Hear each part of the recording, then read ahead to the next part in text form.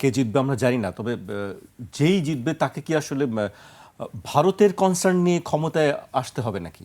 আমি এই প্রশ্নের যাওয়ার আগে একটু বক্তব্য উল্লেখ করতে চাই। হাসনাত আবদুল্লাহ বলেছেন, তিনি বলেছেন মিডিয়াকে নিয়ন্ত্রণ করার মধ্য দিয়ে, ব্যুরোক্রেসিকে নিয়ন্ত্রণ করার মধ্য দিয়ে, মিলিটারিকে নিয়ন্ত্রণ করার মধ্য দিয়ে পাশের দেশ ভারতের কনসার্ন নিয়ে আমরা কোনো ক্ষমতায় যেতে চাই না। তাহলে যারা ক্ষমতায় আসবে তারা কি ভারতের কনসার্ন নিয়ে ক্ষমতায় আসবে? সাডেনলি এই ধরনের কথাবার্তা তো, এই গুঞ্জন তো আছে যে অনেকগুলো বিষয় দেখেন। এখানে আওয়ামী লীগের একটা ভোট ব্যাংক আছে। এখানে অনেক দল মনে করে যে দীর্ঘমেয়াদে ভারতের আশীর্বাদ না থাকলে এখানে ক্ষমতায় আসা যায় না, আসলেও থাকা যায় না। তো সেই জায়গাতে আমরা তো বোধ করি, এবং বাংলাদেশের ইতিহাসের দুজন জনপ্রিয় রাষ্ট্রপতি কিন্তু খুন হয়েছে ডাইরেক্টলি ইনডাইরেক্টলি বিভিন্ন সময়। এটার সাথে ভারত জড়িত, ভারতের কোনো উপকরণ এলিমেন্ট জড়িত, এজেন্সি জড়িত, এই কথাবার্তাগুলো কিন্তু আলোচনাতে এসছে।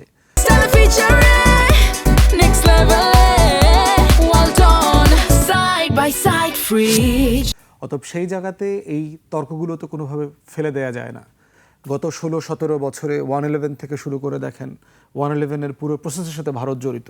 যদিও বাংলাদেশের এখানকার যে দিল্লির হেজিমনি ধরে রাখে বিভিন্ন সুশীল সমাজের লোকরাও এটার সাথে ইনভলভ ছিল, কিন্তু এখানে তো একটা 111 ইলেকশনটা তো একদম পরিপূর্ণভাবে দিল্লির ইঞ্জিনিয়ারিং করা ইলেকশন ছিল। এরপরে হচ্ছে দিল্লির মদতপুষ্ট আওয়ামী লীগ 16 বছর ক্ষমতায় থাকা, প্রত্যেকটা নির্বাচনকে ম্যানিপুলেট করা, 14, 18, 24, 2008 সবগুলো। তো সেখানে সার্টেনলি এই যে বিশাল সময় যে রিক্রুটমেন্ট, বাংলাদেশের দেখবেন যে সেনা কর্মকর্তাদের একটা অংশ রেগুলার ভারতে ট্রেনিংয়ের জন্য যায়, এবং ভারত থেকে যারা ট্রেনিং নিয়ে আসেন, আমরা বিভিন্ন অফিসারদের কাছ থেকে শুনেছি ভারত তাদেরকে নিয়মিত তাদের সাথে যোগাযোগ রাখে, তাদেরকে ফ্রি মেডিকেল ট্রিটমেন্ট দেওয়া, ঘুরতে নিয়ে যাওয়া, কালচারাল এন্টারটেনমেন্টের বিভিন্ন টিকিট দেওয়া, বলিউডের শো এটা সেটাতে তারা নিয়ে যায়। তো সেই জায়গাগুলোতে আমাদের আমলারা বছরের পর বছর ভারতে ট্রেনিং নিতে গিয়েছে। যারা গেছেন তাদেরকে জিজ্ঞেস করেছি কী শিখেছেন, কিছুই শেখে নাই। গান বাজনা হাবি জাবি এখানে সেখানে নিয়ে যায়, মার্কেটে নিয়ে যায়, শপিং করায়, 5 স্টারে খাওয়ায় দাওয়ায়, এগুলো করে। তো সেটার মধ্য দিয়ে তো সার্টেনলি আপনার এই আশঙ্কা করার সুযোগ আছে যে আমাদের রাষ্ট্রীয় প্রতিষ্ঠানগুলো, আমাদের রাজনীতি কম্প্রোমাইজড হয়ে গেছে। যে কারণে স্বাধীন হওয়া, যে কারণে স্বাধীন থাকা, সেই কম্প্রোমাইজটা কারা করছে? আমরা যারা এখন আছি তারাই তো করছে। সবাই মিলে এই সোনার বাংলার মানুষরাই করতেছে, বিদেশিরা এসে তো করে নাই। মির্জাফর তো এই অঞ্চলের মানুষ, ঘসিটি বেগম তো অন্য অঞ্চল থেকে বেইমানি এসে করেন নাই। এখানে উমিচাঁদ, রায়দুল্লভ, জগৎ শেঠ, কৃষ্ণপদ রায় চৌধুরী, এরা তো এই অঞ্চলের মানুষ, তো সবাই বাংলার মানুষ। তো বেইমানি এলাকার লোকরাই করে। লেন্দুব দর্জি যে তৈরি হয়েছে হাসিনা নামক ক্যারেক্টারের মধ্য দিয়ে, যে লেন্দুব দর্জি দেখলাম আমরা গত 16 বছর, সেটা তো এই এলাকার মানুষরাই করেছে।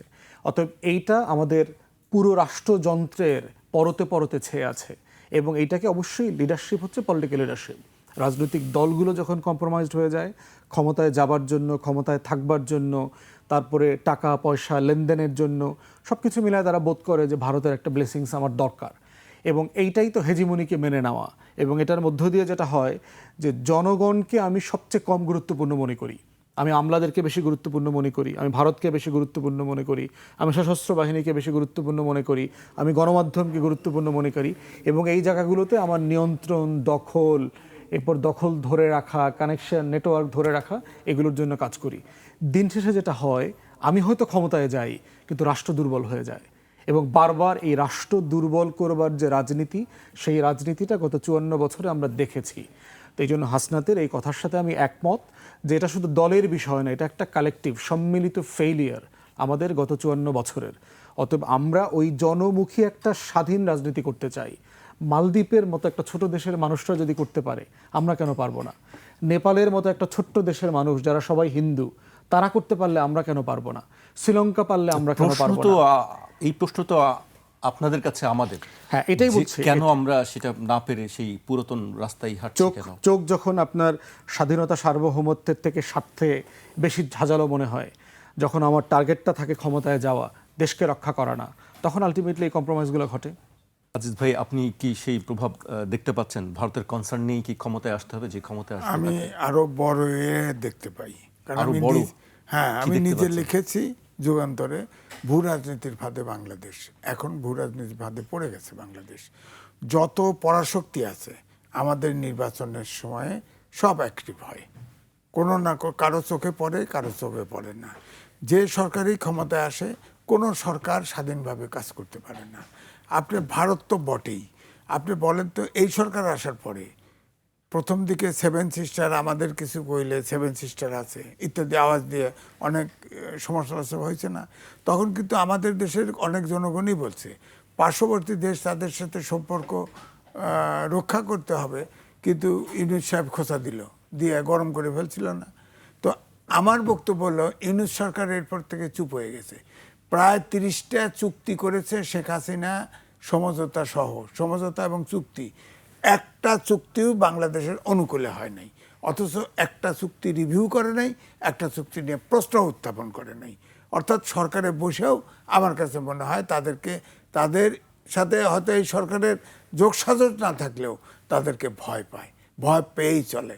এখন ধরেন এই যে কয়েকদিন আগে পররাষ্ট্র তাদের সব মন্ত্রী বলে দিছে না, শেখ হাসিনাকে এখানে আমাদের দেশে প্রত্যাপন করা এটা শেখ হাসিনার ইচ্ছার উপরে নির্ভর করে, আমাদের ইচ্ছার উপর নির্ভর নেই। অর্থাৎ তার ফাঁসির অর্ডার হয়েছে কিন্তু তাকে দিবে না, সরকার পরিষ্কার বলে দিছে। তো এই জন্য আমি বলছি যে ধরেন আমেরিকা, ওই যে আমাদের দেশের ট্যাক্স বসেছিল না এক্সপোর্টের উপরে আমেরিকা, তখন এই সরকারের পক্ষ থেকে চুক্তি করে ট্যাক্স কমাইছে ঠিকই, কিন্তু কিছু গোপন চুক্তি করে আসছে, আপনি জানেন? আমরা তো কেউ জানি না। একটা অন্তর্বর্তীকালীন সরকার আমেরিকার সন্তুষ্ট করার জন্য গোপন চুক্তি করে, এর ভিতরে কি আছে আল্লাহ মালুম। আর ভারতের অ্যাকশন তো চোখেই পড়ে, চোখেই পড়ে।